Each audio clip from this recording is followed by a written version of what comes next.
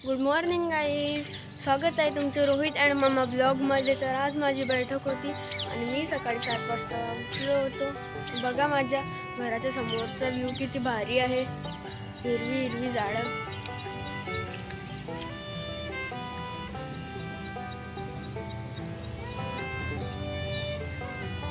बघू शकता तुम्ही। माझ्या घराच्या समोर एक मंदिर आहे बजरंगबलीचं, ते खूप छान आहे आणि प्रसिद्ध आहे।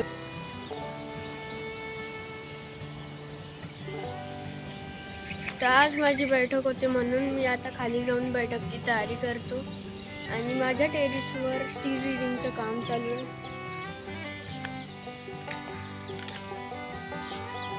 तर बाय बाय, भेटूया अशाच नवनवीन व्हिडिओजमध्ये आणि धन्यवाद। व्हिडिओ आवडला असेल लाईक करा, शेअर करा आणि सबस्क्राईब पण करून घ्या। बाय। नमस्कार, स्वागत आहे तुमचं रोहित अँड मम्मा चॅनलमध्ये। रोहितने तर सकाळी व्हिडिओला सुरुवात केली आणि तो बैठकला जाताना जय सद्गुरू बाय बाय मम्मी असं म्हणून तो बैठकला गेला। त्याची बैठक अगदी 1-2 मिनिटाच्या अंतरावरच आहे। बघा तो जातो आहे, तिथेच त्याची बैठक आहे, जास्त लांब नाही आहे। मी आता स्वयंपाकाची तयारी केली आहे। अगदी साध्या सोप्या पद्धतीने उडदाची डाळ करणार आहे। मिरची कापून मी उडदाची डाळ करणार आहे। त्यासाठी मी हिरवी मिरची, टोमॅटो, कांदा, लसूण कापून घेतला आहे आणि थोडासा लसूण ठेचून पण घेतला आहे।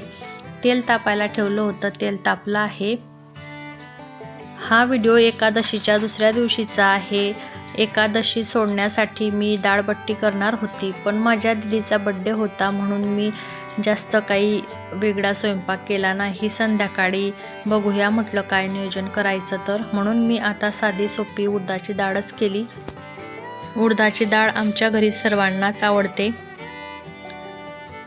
मुलांना सुट्टी होती म्हणून स्वयंपाकाची घाई नव्हती। मी बाकीचे कामं आवरून घेतले, मग स्वयंपाकाला लागली। मिरच्या कुरकुरीत होईपर्यंत फ्राय करायच्या, म्हणजे भाजीमध्ये मिरच्या खाताना छान लागतात। आणि ह्या मिरच्या जास्तच फिक्या आहे म्हणून मी थोडंसं मिरची पावडर पण टाकून घेते भाजीमध्ये।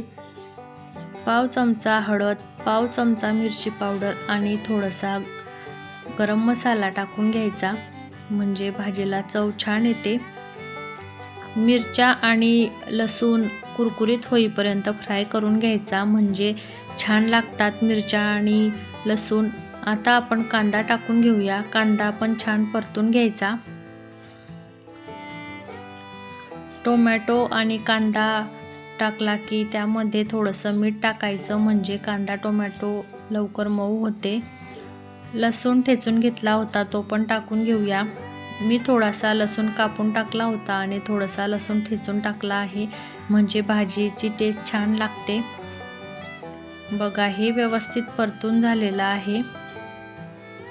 हे व्यवस्थित परतून झालं की त्यामध्ये शिजवलेली डाळ टाकून घेऊया। डाळ मी हरभरा आणि उडदाची घेतली होती।